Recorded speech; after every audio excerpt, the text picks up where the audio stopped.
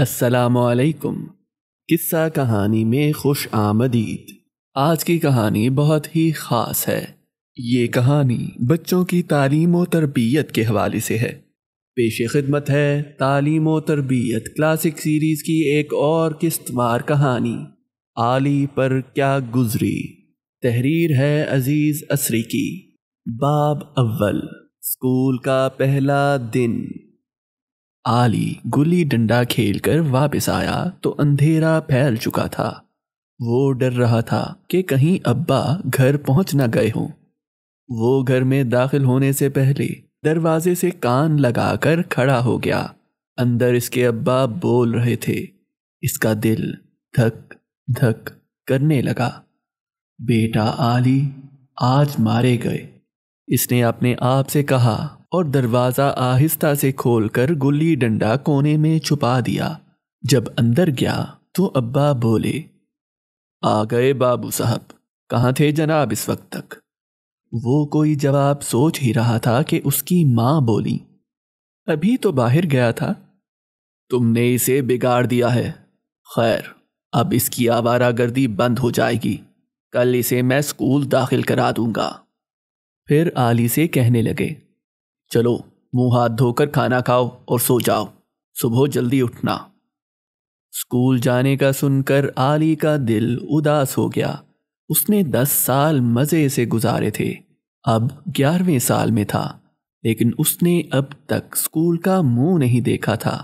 وجہ یہ تھی کہ قصبے میں ایک ہی اسکول تھا اور وہ بھی عالی کے گھر سے بہت دور۔ عالی ماں باپ کا اکلوتا بیٹا تھا، وہ اپنے لاڈلے کو اتنی دور پڑھنے نہیں بھیج سکتے تھے۔ عالی کے باپ نے بیٹے کو 4 جماعتیں گھر میں ہی پڑھائی تھیں۔ اب وہ 5ویں میں پڑھنے کے قابل تھا اور کچھ سیانا بھی ہو گیا تھا، اس لیے اب اسے اسکول میں بھیجنا ضروری تھا۔ عالی نے منہ ہاتھ دھویا، ماں نے کھانا اس کے آگے رکھ دیا اور پیار سے کہا، کھاؤ بیٹا۔ لیکن بیٹے کے گلے میں تو اسکول جانے کا ڈر پھنس گیا تھا، وہ کیسے کھاتا؟ ماں نے مشکل سے کچھ کھلایا اور سلا دیا۔ صبح عالی کو جلدی جگا دیا گیا۔ ماں نے اسے نہلایا دھلایا، کپڑے پہنائے، دہی کے ساتھ چاول کھلائے اور تیار کر دیا۔ اس کے ابا نے کہا، چلو بیٹے اسکول، اب تم سیانے ہو گئے ہو، خوب دل لگا کر پڑھنا۔ اور ماں نے بیٹے کا ہاتھ چوم کر کہا، میرا بیٹا پڑھ لکھ کر تھانے دار بنے گا۔ ہاں۔ عالی چلنے لگا تو ماں نے اس کی جیب میں کچھ پیسے ڈال دیے۔ ابا اسے ساتھ لے کر اسکول جانے لگے۔ عالی کا دل اداس تھا۔ اس نے اپنے آپ سے کہا، عالی میاں برے پھنسے، محلے کے دوسرے لڑکے گھروں میں موج اڑائیں گے، کھیلے کودیں گے اور میں اسکول میں بندھا رہوں گا۔ کاش ابا کے دل میں رحم آ جائے، مجھے آج اسکول نہ لے جائیں۔ اس کے ابا ایک دکان پر رک گئے۔ عالی نے سوچا کہ ابا یہاں سے میٹھے میٹھے بتاشے لے کر مجھے کھلائیں گے اور کہیں گے، بیٹا آج اسکول نہیں جاتے، پھر کبھی سہی۔ لیکن اس کے ابا نے بتاشے خرید کر بڑے سے رومال میں باندھ لیے اور ایک ہاتھ میں رومال اور دوسرے ہاتھ میں عالی کا بازو پکڑ کر اسکول کی طرف چل پڑے۔ وہ قصبے کے بازار سے گزر کر اسکول پہنچے۔ سردیوں کے دن تھے، کئی جماعتیں کمروں سے باہر دھوپ میں بیٹھی تھیں۔ استاد لڑکوں کو پڑھا رہے تھے اور کئی انہیں پیٹ رہے تھے۔ عالی نے لڑکوں کو پٹتے دیکھا تو اور بھی ڈر گیا۔ ابا اسے لے کر 5ویں جماعت میں پہنچے۔ سب لڑکے ٹاٹ پر بیٹھے تھے اور استاد ایک کرسی کے پاس کھڑے زور زور سے بول رہے تھے۔ عالی کے ابا نے السلام علیکم کہا۔ سب لڑکے کھڑے ہو گئے۔ عالی کے ابا نے ماسٹر جی سے ہاتھ ملایا، عالی کا بازو پکڑ کر ماسٹر کے سامنے کر دیا اور بولے، آج سے یہ آپ کا شاگرد ہے۔ ماسٹر جی نے پہلے عالی کو پھر بتاشوں والے رومال کو دیکھا۔ عالی کے ابا بولے، لیجئے آپ کا شاگرد آپ کے لیے بتاشے لایا ہے۔ اجی اس کی کیا ضرورت تھی، رہنے دیجئے۔ یہ کہتے کہتے ماسٹر جی نے بتاشوں کی طرف ہاتھ بڑھا دیا اور نہیں کہتے ہوئے رومال لے کر کرسی پر رکھ دیا۔ علی کے ابا علی کے سر پر ہاتھ پھیر کر اور اسے ماسٹر جی کے حوالے کر کے چلے گئے۔ ان کے جاتے ہی علی گھبرا گیا، اس کی آنکھوں میں آنسو آ گئے۔ چلو بیٹھو وہاں، ماسٹر جی نے حکم دیا اور علی ٹاٹ پر ایک خالی جگہ دیکھ کر بیٹھ گیا۔ دیکھو کل سے اپنی کتابیں لے کر آنا، ماسٹر جی نے علی سے کہا، پھر لڑکوں سے بولے، نالائقو سبق یاد کرو، اور یہ کہہ کر بتاشوں کی گٹھری اٹھا کر چلے گئے۔ ماسٹر جی کے جاتے ہی شور مچ گیا، کئی لڑکوں نے علی کو گھیر لیا، وہ بیچارہ اور بھی گھبرا گیا، اس کے تھمے ہوئے آنسو پھر بہنے لگے۔ ایک لڑکا بولا، کوٹ تو بڑھیا پہنا ہے اور روتا کیسے ہے؟ دوسرا بولا، بالکل ننھا سا ہے نا۔ تیسرے نے کہا، ابھی تو دودھ پیتا ہے۔ لڑکے ہنسنے لگے، علی اور زیادہ رونے لگا۔ لڑکے علی کی نقل اتارنے کے لیے آنکھوں پر ہاتھ رکھ کر رونے لگے۔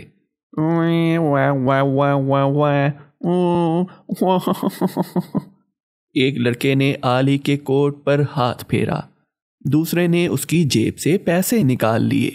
پیسے دیکھ کر 3-4 لڑکے جھپٹے، لیکن پیسے نکالنے والے نے سب پیسے چھپا لیے۔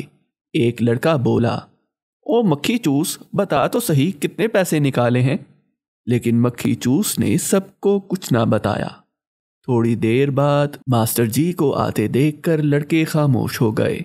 علی نے سوچا کہ ماسٹر جی سے کہے کہ لڑکوں نے اسے تنگ کیا اور اس کے پیسے نکال لیے ہیں، لیکن وہ ڈر اور شرم کے مارے کچھ نہ کہہ سکا۔ ماسٹر جی نے کہا، اپنی کاپیاں لاؤ۔ ہر لڑکا ہولڈر، دوات اور کاپی لے کر ماسٹر جی کے پاس جاتا۔ ماسٹر جی کاپی پر لکھ دیتے اور کہتے کہ اب اسی طرح سے خوش خط لکھ کر دکھاؤ۔ لڑکے باری باری جاتے اور لکھوا کر اپنی جگہ پر آ جاتے۔ مکھی چوس کی باری آئی تو وہ بھی ہولڈر، دوات اور کاپی لے کر ماسٹر جی کے پاس گیا۔ ماسٹر صاحب اس کی دوات میں ہولڈر ڈبو کر لکھنے لگے تو ہولڈر کے ساتھ کئی مکھیاں چپکی ہوئی آ گئیں اور کاپی پر پھرنے لگیں۔ ابے یہ کیا ہے؟ ماسٹر جی غصے سے بولے، جی مکھیاں ہیں۔ مکھی چوس نے جواب دیا، مکھیوں کے بچے، تو دوات میں مکھیاں جمع کرتا رہتا ہے؟ یہ کہہ کر ماسٹر جی نے اپنا بید اٹھایا۔ مکھی چوس نے خود بخود جلدی سے ہاتھ پھیلا دیا اور مزے سے بید کھا کر اپنی جگہ پر جا بیٹھا۔ مکھی چوس کا کام تھا کہ وہ اپنے چہرے اور ہاتھوں پر بیٹھنے والی مکھیوں کو پکڑ کر دوات میں قید کر دیتا تھا۔ وہ جب کسی لڑکے سے لڑ پڑتا تو بدلہ لینے کے لیے اس کی دوات میں مکھیاں بھر دیتا، اسی لیے لڑکوں نے اس کا نام مکھی چوس رکھ دیا تھا۔ علی مکھی چوس کے ساتھ بیٹھا تھا۔ مکھی چوس کے کپڑے گندے تھے اور ہاتھ سیاہی سے بھرے ہوئے۔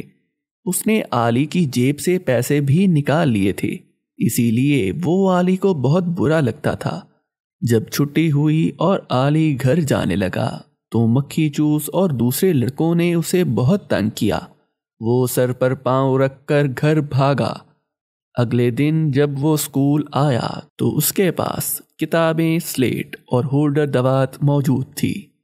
آدھی چھٹی کے وقت علی باہر گیا تو مکھی چوس نے اس کے بستے سے اردو کی کتاب نکالی اور اس میں سے کئی تصویریں پھاڑ لیں۔ جب علی کتاب پڑھنے لگا تو تصویریں غائب دیکھ کر بہت دکھی ہوا۔ اس نے 2-3 لڑکوں سے پوچھا کہ میری تصویریں کس نے نکالی ہیں؟ مکھی چوس بولا، ابے گدھے کی دم، تو ہمیں چور سمجھتا ہے؟ علی چپ ہو گیا۔ چھٹی ہوئی تو آج پھر لڑکوں نے اسے تنگ کرنے کا ارادہ کیا، لیکن علی جلدی سے بھاگ گیا۔